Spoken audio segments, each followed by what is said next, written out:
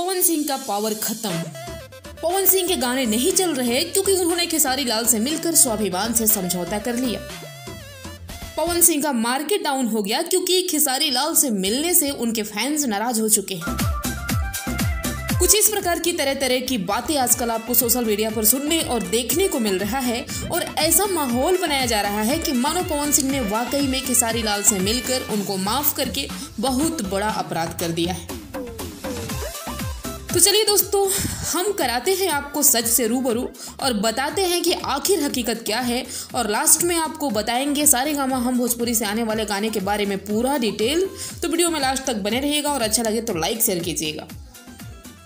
दोस्तों, ये सच है कि इस सावन पिछले 2 गाने जो है उस पे लगातार व्यूज नहीं मिला है, कम मिला है, जो पवन सिंह डिजर्व करते हैं उसके अकॉर्डिंग। अगर कल वाले गाने की बात करें तो वो गाना तो बेहतर है, लिरिक्स, म्यूजिक, वीडियो क्वालिटी सब कुछ उसका बेहतरीन है, लेकिन अकॉर्डिंग टू सावन नहीं। सावन के हिसाब से उस गाने का लिरिक्स बिल्कुल भी नहीं है, ये तो हम आसानी से बोल सकते हैं, क्योंकि वो एक सिंपल लोकगीत की तरह ही लग रहा है सुनने के बाद। ना ही उसमें जिस तरह से पवन सिंह को दिखाया गया है वो भी कहीं से भी सावन वाला गाने का फील नहीं दे रहा है। तो बताइए कि कैसे बजेगा गाना। और एक बात बता दूं कि ये जो भोले भंडारी गाना है वो बजेगा, लेकिन सावन बात। तो अगर पवन सिंह का मार्केट डाउन हुआ है तो गाने कुछ कम चल रहे हैं, तो उसका कारण ये नहीं है कि भाई पवन सिंह के मार्केट ही डाउन हो गया है, उन्होंने बहुत बड़ा अपराध कर दिया है। उसका रीज़न ये है गलत सॉन्ग सिलेक्शन और साथ में गलत फीमेल सिंगर का भी सिलेक्शन।